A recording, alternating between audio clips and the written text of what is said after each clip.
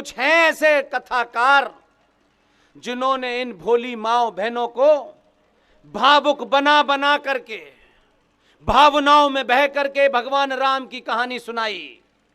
भगवान राम जंगल जा रहे थे, पैर में उनके छाले लग थे, छाले फूट रहे थे, मां सीता रो रही थीं। ऐसा भावुक चित्रण करते हैं कि वो जो मां हमारी भावुक होती है वो भी आंसुओं से रोने लगती है भगवान राम के बारे में। सुन सुन के बेचारी परेशान हो जाती है और वो कथा पूरी सुनाएंगे, लेकिन उस मां को, बहन को, बेटी को, बुजुर्ग को, पुरुष को वही कथाकार उस भावुकता में चंदा भी चढ़ाते हैं आप, प्रसाद भी देते हैं आप, और फिर चले जाते हैं। और भगवान राम के पैर से छाले फूटने की कथा और मां के सीता के आंखों से आंसुओं की धार भी होती है, लेकिन वही कथाकार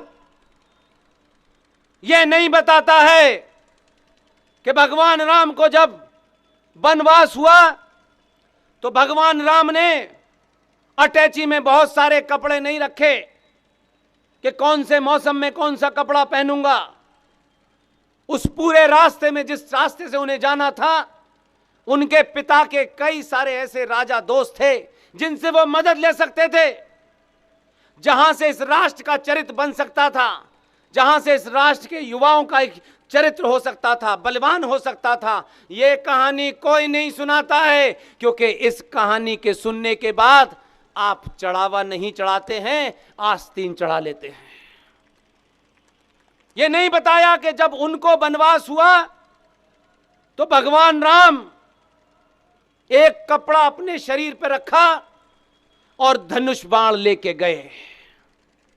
नहीं बताया कि भगवान राम को पता था कि इस यात्रा में अधर्मी भी मिलेंगे और जिहादी भी मिलेंगे, और बाण रखने से उन जिहादियों का खात्मा बाण से ही होगा, मंत्रों से नहीं होगा।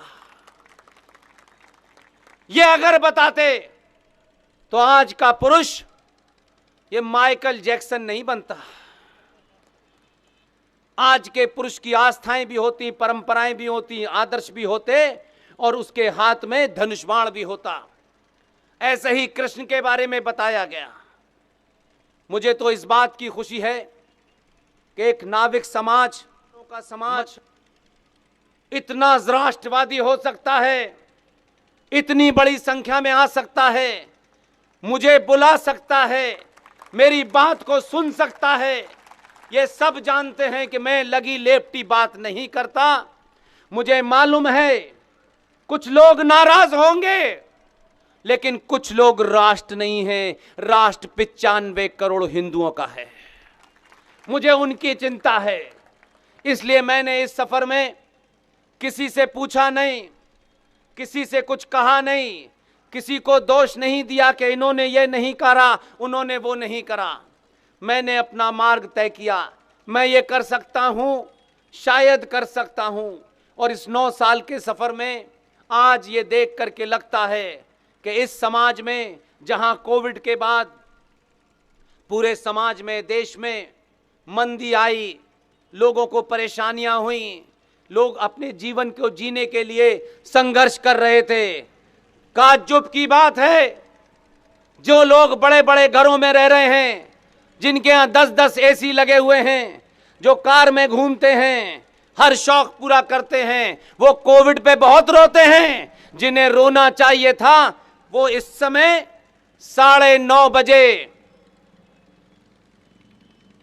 इस वक्त पोरबंदर में मुझे सुनने आए हैं। आप मुझे नहीं सुनने आए हैं, मुझ जैसे जो लोग इस देश में बिना लाग लपेट के बात कर रहे हैं, आप उन्हें सुनने जाते हैं। यह बताता है कि आपको आलू की और प्याज की चिंता नहीं है। आलू, प्याज, खाना पीना, रहना, एसी, कार, ये जीवन के माध्यम हो सकते हैं, लक्ष्य नहीं है। इसलिए माध्यम को जो लोग अपना लक्ष्य समझते हैं वही चाटुकार हो जाते हैं। इसलिए आज आप सबके सामने मुझे इस बात की खुशी है कि इस समाज के बारे में मुझे यहां आके पता चला। ये बातें ऐसे मंचों से इसलिए होनी चाहिए कि जब आप ऐसे मंचों से ये बात सुनते हैं तो उन लोगों में जो यहां किन्हीं कारणों से आए थे और जब आज उनके बच्चे उनसे ये पूछते होंगे कि पिताजी आप अच्छी खासा जीवन, बड़ी बड़ी खेती छोड़कर यहां आए किस लिए, तो वो पिता उनको जवाब नहीं दे पाता, क्योंकि ये चर्चा नहीं होती, समाज में नहीं होती। इस केवट और मल्ला और मछुआरे समाज के बारे में मुझे बताया गया। यह कहानी पहली बार मेरे संज्ञान में आई। याद रखिएगा, यह पोरबंदर से शुरू हुई है। यह जब तक देश के हर कोने तक नहीं पहुंचा दूंगा, दम नहीं लूंगा। इसलिए कि यह वीरता की कहानी है, यह बहादुरी की कहानी है, यह सैक्रिफाइस की कहानी है।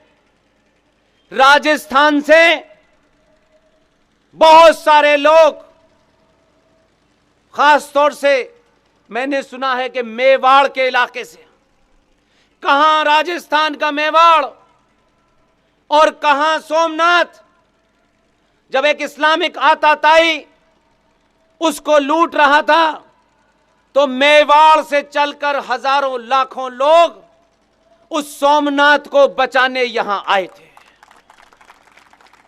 और उनका दिल देखिए, लोग अपने घरों से 2 दिन दूर नहीं रहते हैं। मेवाड़ की बहादुरों की धरती छोड़ी, उनका खून देखिए कि वो यहां लड़ते रहे, कुछ मारे गए, लेकिन फिर वो यहां से नहीं गए। आज भी आपके बीच में हैं। बहादुरों की कभी कमी नहीं थी इस समाज में। समाज ने चुप्पी साध ली तो दलालों को बड़े होने का मौका मिल गया। इसलिए आज आपसे एक ही विनती बार बार करता हूं, सब जगह करता हूं, सार्वजनिक मंच से इसलिए करता हूं, ऐसा नहीं है मैं उन पाखंडियों में से नहीं हूं। मंच पे खड़े होकर के बड़ी बड़ी बातें और मंच से नीचे उतर करके अपनी दलाली शुरू कर देते हैं। मैं समाज के सामने साफ साफ कहता हूं, जब तक शरीर में सांस है, हिंदुस्तान का कोई कोना हो, 10 लोग हों, 10,000 लोग हों, 10 लाख लोग हों, यही करते रहना है। किसी पार्टी के, किसी संगठन के दफ्तर में अर्जी नहीं देनी है, नहीं देनी हमको। इसके लिए जगह जगह, चौराहे चौराहे राज्यसभा की टिकट मिल जाए, किसी तरीके से विधानसभा में मिल जाए। आखिर इनसे ये पूछो भाई कि लोकसभा और राज्यसभा में जाकर के कौन सी समाज सेवा करते हो? हमने तो सुना नहीं। जिसको समाज सेवा करनी होती है, ऐसे इतने सारे युवाओं ने इतनी बड़ी सेवा पोरबंदर में रात के 9:30 बजे की है। यह उनसे करोड़ों गुना है जो दलाली का एक चादर अपने मुंह पर छुपाते हैं और कहते हैं नहीं, हमें जब तक एमएलए नहीं बनेंगे तब तक हम समाज सेवा नहीं करेंगे। ऐसी समाज सेवा हमें नहीं चाहिए।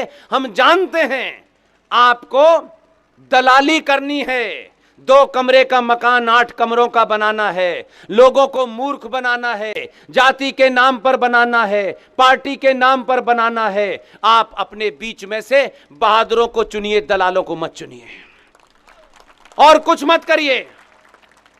आपकी यह स्थिति इसलिए हुई है कि आपने अपने हीरोज को नहीं चुना, और जब आपने पहली बार अपना हीरो चुना तो बदलाव देखिए कैसे होता है। बदलाव में मैं और आप बहुत छोटी सी यूनिट हैं। 700 साल के बाद इस देश में जगह जगह, चौराहे चौराहे, जिन लोगों की कोई पहचान नहीं है, जिनको 2 लोग नहीं पहचानते हैं, आज उसमें से 15-20 लोग पूरे देश में, जिस वक्त मैं आपसे बातचीत कर रहा हूं, हमारी टीम का कोई ना कोई सदस्य इस देश के किसी ना किसी कोने में इसी तरीके की बात कर रहा है।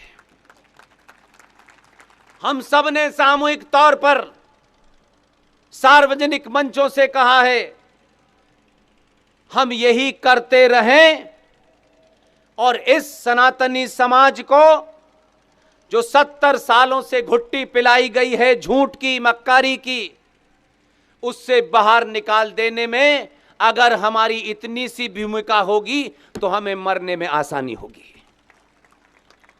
लिहाजा एक बात और कहता हूं, हमारे यहां यह कहा जाता है कि साहब जाति पात बहुत है। बड़े बड़े मैंने पुरोधा देखे, प्रवचन देने वालों की कमी नहीं देखी।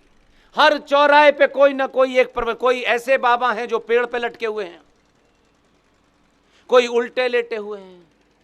अब ये उन्हें अपने शीर्षासन करना है करें, लेकिन जिस विषय के जानकार नहीं है उस पर न बोलें। मैं जिन विषय को नहीं जानता उससे बहुत दूर रहता हूं, बिल्कुल भी नहीं बोलता हूं।